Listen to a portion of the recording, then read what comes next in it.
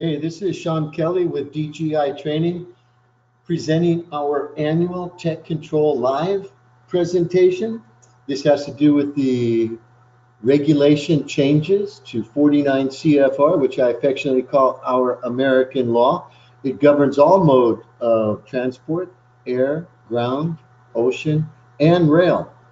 We're also going to talk about the IMDG code and the IATA regulations.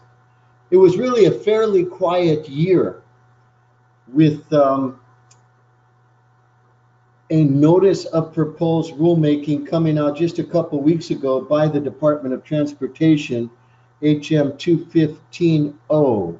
And this notice of proposed rulemaking, they're asking for public input, and they're giving us until January next month to provide this public input. What it is actually keeping up with the international standards. And we're going to get to that and talk about that. But the IMDG code, the ICAO, IATA, they've already updated their regulations. And this notice of proposed rulemaking by the DOT is to harmonize with those international regulations. You know that this webinar is for informational purposes only. The information presented here during this webinar is simply for information. You may not use this information, you may not use these slides to actually ship your dangerous goods. You must consult the regulations. We will not be issuing a certificate or an exam. You will not receive an attendance certificate, simply for informational purposes. If I haven't met you, this is me. A couple years ago, this is on the border with Zimbabwe and Zambia in Africa. That is Victoria Falls. So the first thing we notice with 49 CFR is the new cover. It's gray and white. This year it was orange and white. You also know that this book is published every year. And it happens to be Title 49 of the Code of Federal Regulations. Our government has not yet approved the annual budget, which is going to give the GPO or Government Printing Office the money they need to start printing these regulations. And guess what title they start with? They start with Title 1, and this happens to be Title 49. Historically, we do not see the government's version of 49 CFR until late in the spring. Therefore, we've been using the early bird version by Label Master. And excuse me, same here today. One of the final rules that the DOT published this year has to do with increasing the amounts that they assess with penalties. They say that they're increasing these amounts to keep up with the cost of living increases that have happened in 2018. You can see that the minimum civil penalty amount for a violation relating to training is now $481. And again, this just came out 2 weeks ago, a couple weeks ago, at the end of November. Another final rule that came published this year by the DOT, HM 219 Alpha, had a compliance date of this past week, December 7th. They are incorporating by reference multiple publications from the Compressed Gas Association and the Chlorine Institute and the Department of Defense. They are, or this final rule, HM 219A, is also addressing inconsistencies with domestic and international labels and placards. You know that there was a lot of flack with the labels and the line that makes the border on these hazard warning labels. And I believe it was first published in 2013. They gave us until 2017 to make the label right. And one of those requirements was that that border could not be more than 2 millimeters thick. And of course, that's really hard to do, is to print something and stay within those 2 millimeters. So they wrote a letter, IATA, the United Nations, ICAO, they all wrote letters saying, hey, relax over the 2 millimeter border that makes up these hazard warning labels. They said don't take it to heart. And this year in the IATA regulations, they just eliminated it. They eliminated that requirement. They're also going to allow us to put solid materials in single packagings that were designed for liquids.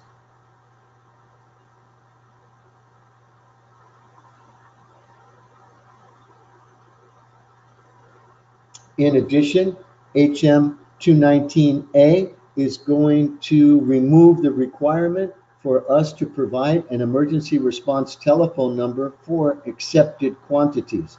Right now, if we looked in 49 CFR 172.604, where it has the requirements for the emergency response telephone number, it says this does not apply to limited quantity shipments and other materials such as dry ice and stuff like that. But now they're going to include does not apply to limited quantities or accepted quantities.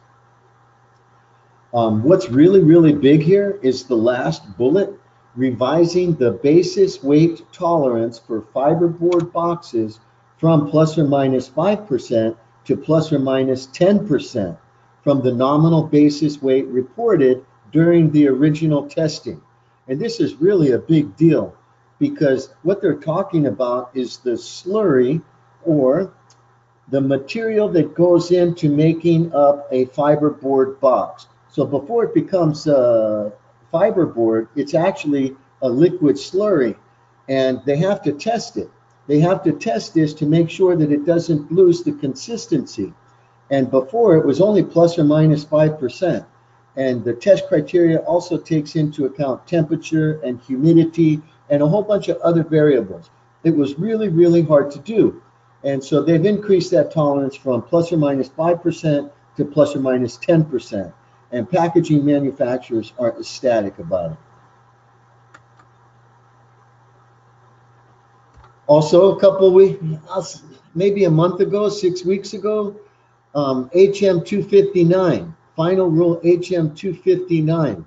It has to do with the NOTOC. This is an acronym or an abbreviation for Notice to Air Commander or Notice to Air Captain. Anybody that's ever attended one of my classes, you have seen the video of this value jet accident that happened in 1996. What happened with that accident is that these two mechanics loaded some chemical oxygen generators into the forward cargo compartment of this airplane. They didn't say anything to the crew. They did not let the crew know that they had dangerous goods on board.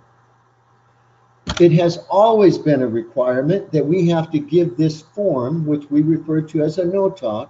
We give it to the crew and say, sir, madam, we just loaded a whole bunch of flammable liquids in 1993 in the aft cargo compartment. They're in 5-gallon drums, 1A, 2, whatever it might have been, but they know the dangerous goods are on the airplane. So they're updating this to make sure that the flight crew is made aware of the dangerous goods loaded on their airplane. More specifically, they called out that it has to have the actual date of the flight.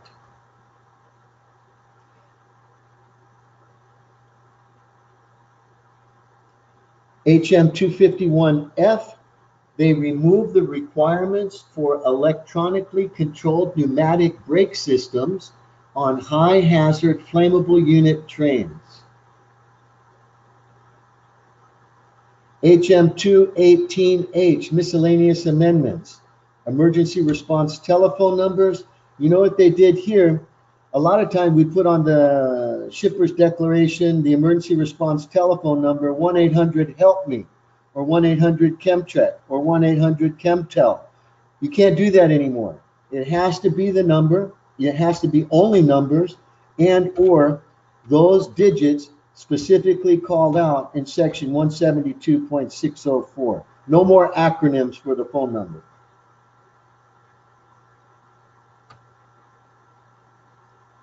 This was a big deal in 2016, HM 215N. This is when we had a new president and they put a freeze on the federal government. HM 215N Again, it was a larger final rule that was intent or meant to harmonize with the international regulations, but it got called back. It got called back to the Federal Register and sent back to the Department of Transportation until the federal government was unfrozen. And then the federal government became unfrozen, and we submitted HM 215N again. And this was the introduction for the new lithium battery label. It used to be called a label. Last year it was a label. 2019 it's now going to be called a mark. And we also have a new Class 9 lithium battery hazard warning label. This would be for fully regulated lithium batteries. But that was first introduced in 2016, got called back, was reintroduced, and here we are a couple years later, and just happened last week, the DOT introduces another final rule, HM 215O. So we went from HM 215N to HM 215O. Again, we are aligning 49 CFR with our international regulations, including the United Nations modal regulations, the Orange Book, you've heard me call it, the ICAO regulations, the IMDG code, and the ADR, the European Union regulations, as well as the TDG, Transport Dangerous Goods Canada. What's included in this proposal, and the other ones have already approved it, is the lithium battery test summary.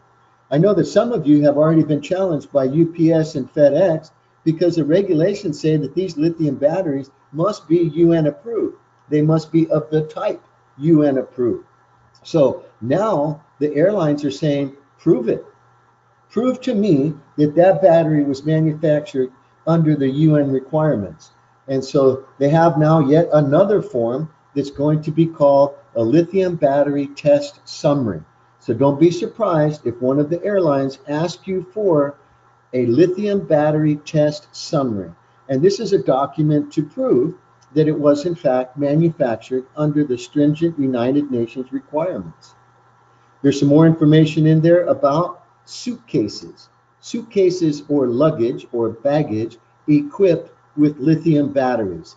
I honestly cannot believe that somebody is manufacturing suitcases with lithium batteries.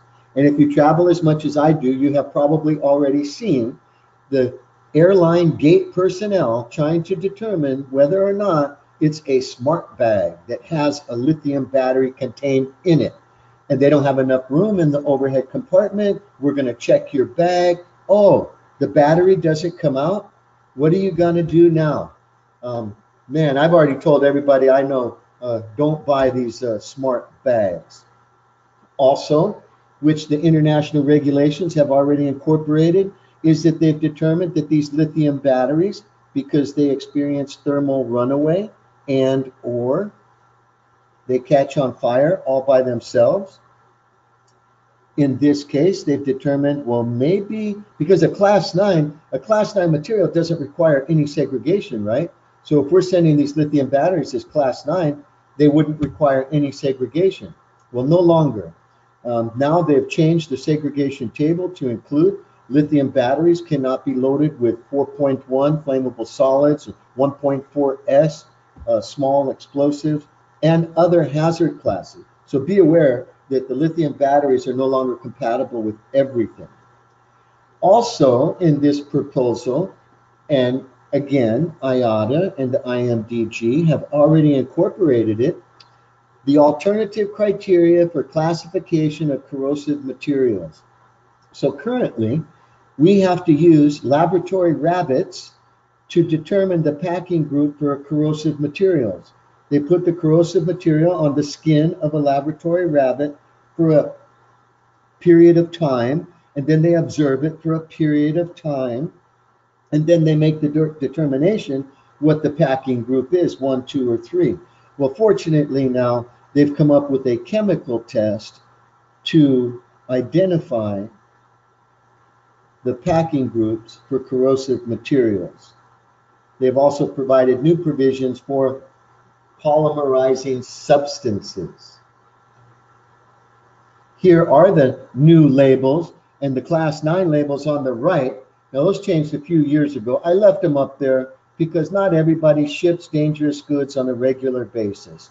The difference between those two Class 9 labels on the right, the old one has a thin horizontal line going right across the middle, and the current Class 9 label does not have that thin horizontal label. The two lithium batteries you see on the left, mandatory January 1st. One is the Class 9 lithium battery hazard warning label, and the red and white one with the lithium batteries in it is now a mark. It is no longer a label, but a mark. You know that if you're shipping ORM-D, ORM-D stands for Other Regulated Material Domestic. It was actually eliminated back in, it was decided upon, it would be eliminated December 31st, 2020, and that was decided a long time ago. And so we have a couple more years and the ORM-D will be eliminated, and it's going to this mark right here, which is a limited quantity mark by ground.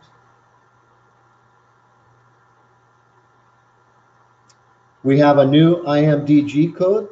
The IMDG gets published every 2 years. I wish we could, it's published by the IMO, the International Maritime Organization, and they publish the International Maritime Dangerous Goods Code. Comes in 2 volumes and is published every 2 years. So now we just get it at the end of 2018, and they allow a transition period for all of 2019, and then starting January 1st, 2020, it's going to be mandatory. Most carriers, however, start enforcing the IMDG code as soon as it's published. So you can expect these changes in effect starting next month in January. You're familiar with the limited quantity marks. The one without the Y is for transport by ground and or ocean.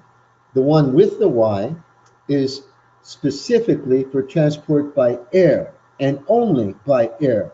I should say only by air, because either one of these are accepted by ground and or ocean, but by air, it must have the Y.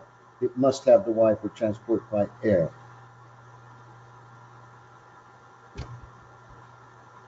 They've introduced some new UN numbers. I have them coming up in the next couple of slides for articles containing dangerous goods. Well, what about dangerous goods in equipment, dangerous goods in apparatus, dangerous goods in machinery? Isn't that the same thing? Well, it is, but they added this entry, articles containing dangerous goods, for those pieces of equipment or those articles that contain dangerous goods in amounts that exceed those authorized for dangerous goods in equipment or dangerous goods in apparatus, 3363, UN 3363. So I'll show you these new UN numbers in a moment. I just told you about the classification criteria for corrosives, and of course there's some changes to packing instructions as well. The 18 new segregation groups, they're not new, but what they did was that they added them in column 16, and they just gave them codes. So now the segregation groups are identified with SGG, like compatibility, not compatible. Segregation group 1 was acids, 18 was alkali, 7 was heavy metals and their salts. Well, now they just assigned each one of them a segregation group code, and they put it in column 16. They've added a couple new UN numbers as well for toxic, solid, flammable, inorganic, UN 3535, and lithium batteries installed in cargo transport units, 3536.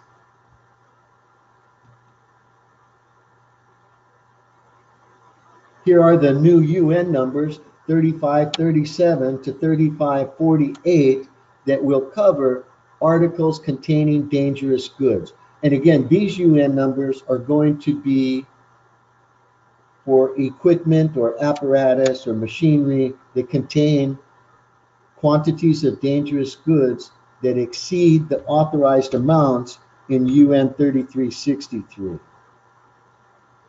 Just told you about the 18 segregation groups. They've been coded. They start with SGG, Sierra Gulf Gulf. The intention is to make the identification of this material belonging to a certain segregation group more easily recognizable. Well, they have the expanded list by UN number at the front of Book 2. We have that also. But now in column 16, we have an SGG code. That's for a segregation group code. Column 4, subsidiary hazards. It used to say risk, subsidiary risk. Now it says subsidiary hazards. Many substances in the dangerous goods list have now been assigned segregation group, not segregation code 35, 36, and or 49 to keep them away from acids, alkalis, and cyanides. The EMS guide has been updated. You know we have to put the EMS code on the shipper's declaration when shipping by ocean. EMS is an abbreviation for Emergency Procedure for Ships Carrying Dangerous Goods. And we write the EMS code on the shipping paper. If there's an accident or incident while on board the ship, whoever's in the bridge on the ship, they can simply look at the manifest, look at the EMS guide, and that tells them how to handle the emergency procedure. I'm going to say this 4 or 5 times, I think, with the new Class 9 Miscellaneous Dangerous Good Hazard Warning label for lithium batteries, mandatory January 1st, all modes of transport. This is also old news, the container weight verification. I've left it in this briefing because I continue to get challenges from customers that seem to be surprised that they have to verify the container weight, both the empty container weight and the full container weight. There's 2 ways you can comply with the requirement. All of these containers have data plates on them with the empty operating weight and or the empty tariff weight. And then we load it with non-bulk packages and we weigh each and every one of those packages and we add it to the empty tariff weight of the container, and we now have the full weight or gross weight. Another way you can do it is the truck that delivers this container to your facility, they drove across the scale on their way or en route to your facility. They give you the empty weight, you load the container, and then the truck weighs again the container when it's full. And that is the 2 methods that are authorized to verify the container weight. It is mandatory.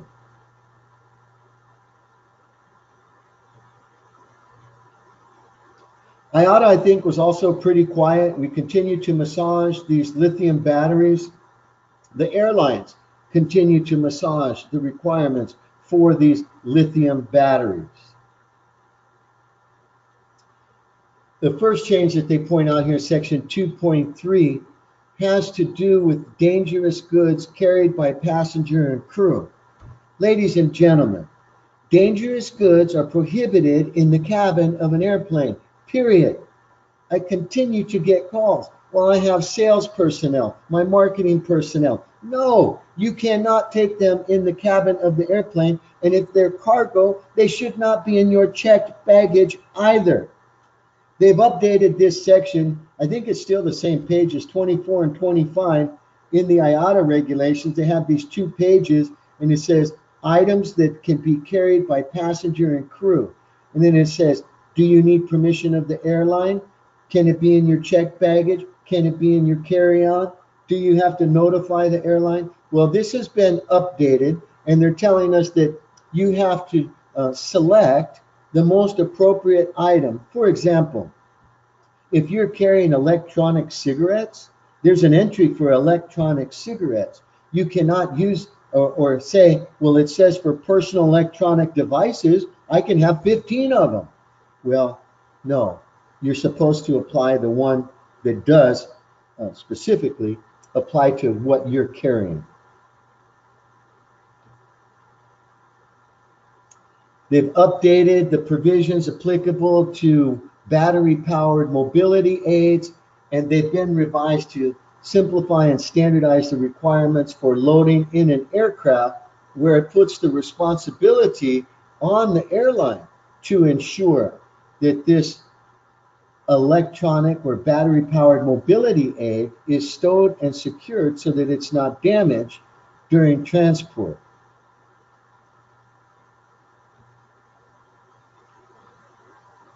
As is with every year, there's been a number of operator and state and operator variations. You guys know what these are, right? So at the United Nations, they have the group of experts, the Committee of Experts on the Transportation of Dangerous Goods. They published what's commonly referred to as the Orange Book. They present to the approximate 250 member states at the United Nations. They say, here you go. Here are our recommendations for transporting dangerous goods around the world between all of our members, 250 countries. But then they give us the opportunity. They give the states, and IATA gives the airlines the opportunity to tweak these requirements from the United Nations, and they're referred to as state and operator variations. They're in section 2.8 in the IATA regulations. The one that jumped out at me this year is a FedEx variation, FX02. Up until this point, FedEx said, if you want to transport a packing group 1 or 2 poison on our airplane, we want it to be in a 4GV box. 4GV box. It's one of the best boxes you can buy. But they changed that this year, and they say, now if we're going to ship a poison on a FedEx airplane, packing group 1 or 2, they want it in a 4GX, not a 4GV. But nonetheless, regardless of whichever airline you use, you want to double check their operator variations and make sure that none of their variations affect your shipment. You will also see that FedEx and UPS, they will not accept lithium batteries, small lithium batteries prepared in accordance with section 2 of the appropriate packing instructions. It says it right there in their operator variation. DHL jumped on board. So whatever airline you're using, make sure you double check their operator variations.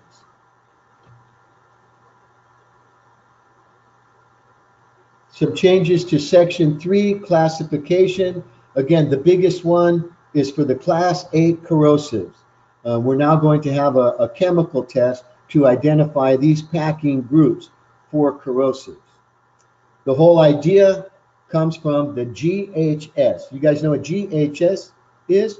Global Harmonization System. This is another United Nations baby. The GHS sets the international standards to regulate and govern dangerous goods in the workplace. And so there was some issues establishing packing groups for corrosive materials in the workplace versus corrosive materials in transportation. And it sounds like, looks like, we're going to be standardized the same for transportation and in the workplace.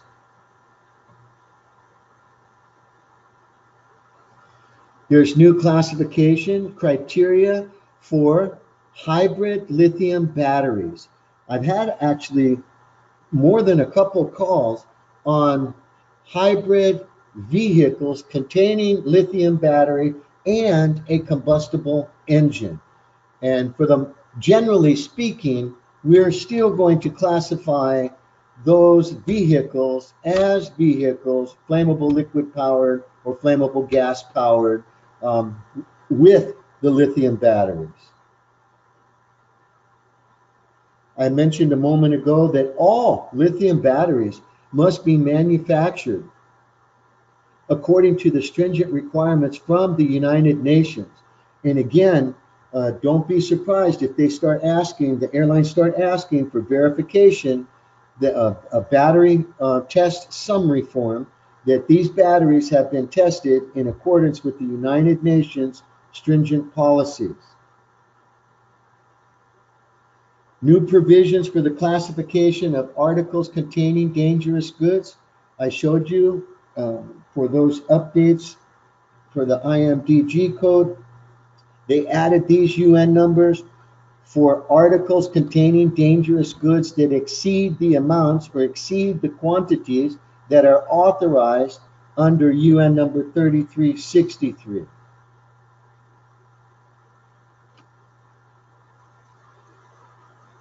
And those are the new UN numbers, 3537 to 3548. They've made some changes to chemical kits and first aid kits. They're now going to delete the references to the packing groups, and it's going to be up to us, the shipper. We will assign the packing group based on the most restrictive packing group that's contained in that kit, as outlined in Special Provision A44. Believe it or not, consumer commodities have a new neighbor. As long as I've been in this business, ID 8000 has belonged to consumer commodity. What are we waiting for, man? Let's give it a UN number. Now there's another one, ID 8001, disilane. So this has been added, but it's prohibited across the board. It's not going to go on an airplane. We'll see what happens with it.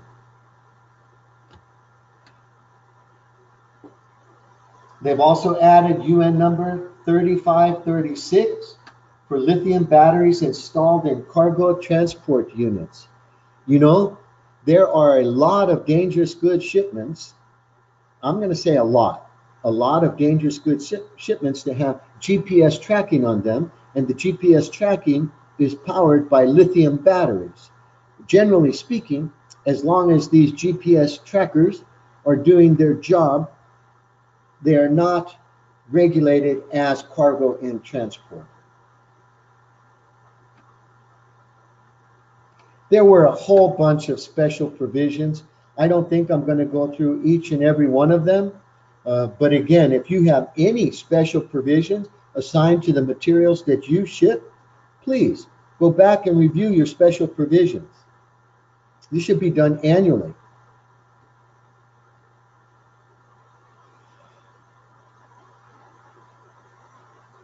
You can see they revised Special Provision A107 to address the transport of UN 3363, dangerous goods and apparatus or dangerous goods and machinery, where you exceed that quantity. And if you exceed that quantity, then you're going to use one of the newer UN numbers. Excuse me.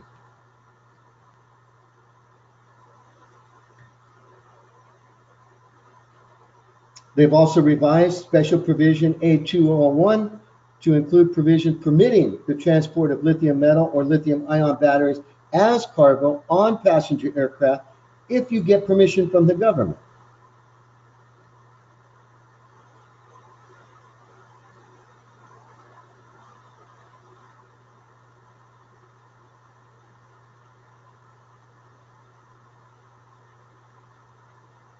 Special Provision A213 identifies that hybrid lithium batteries, which are comprised of lithium metal cell and lithium ion, must be assigned UN 3090 or 3091 as appropriate.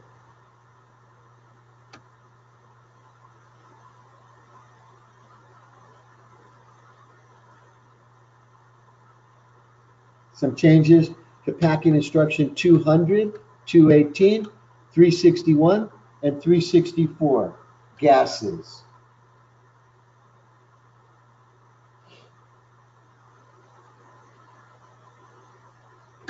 For your infectious substances, diagnostic specimens, Packing Instruction 620 and 650, the conditions for the pressure differential test, that's required for liquids being transported by air, and the temperature ranges have been separated to be standalone requirements. Packing Instruction 966 and 969, clarification has been introduced into these packing instructions on the number of spare cells and or batteries that may be in a package with equipment. They're actually allowing us more.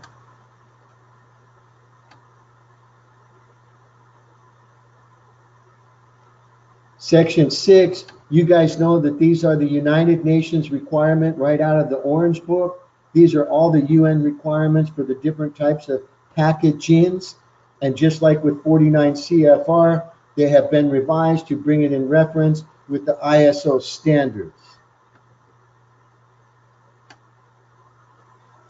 Marking and labeling. Can we say enough about the Class 9 lithium battery hazard warning label and the lithium battery mark?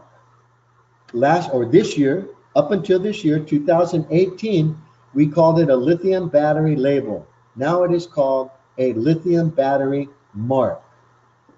Last year, in the 59th edition of the IATA Dangerous Goods Regulation, they said that we no longer had to put our title when signing the shipper's declaration. We have to sign our name, this is true.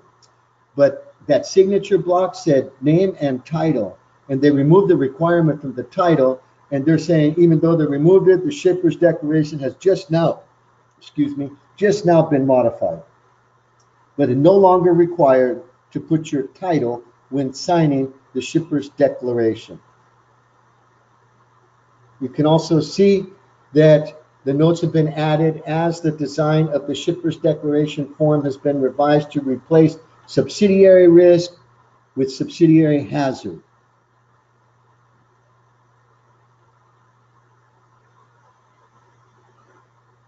There is the new form.